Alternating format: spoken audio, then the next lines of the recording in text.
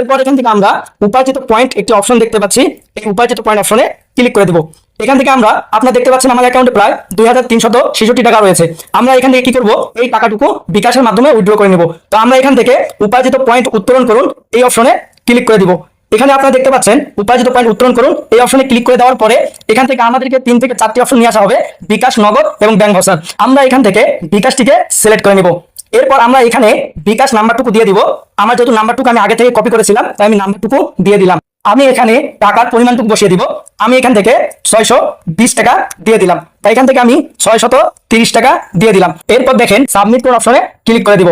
এখন এখানে আমাদের একটি ওটিপি চাবে। এই ওটিপিটুকু আপনার সেলফ অ্যাকাউন্ট নাম্বার, যে নাম্বার দিয়ে অ্যাকাউন্ট রেজিস্ট্রেশন করা আছে ওই নাম্বারে একটি ওটিপি চলে যাবে। আপনারা ওখান থেকে এই ওটিপিটি বসে দেওয়ার সঙ্গে সঙ্গে দেখবেন আপনাদের এখানে একটি অপশন চলে আসবে। আপনারা এখান থেকে কি করবেন, এখান থেকে আপনারা ইয়েস অপশনে ক্লিক করে দিবেন।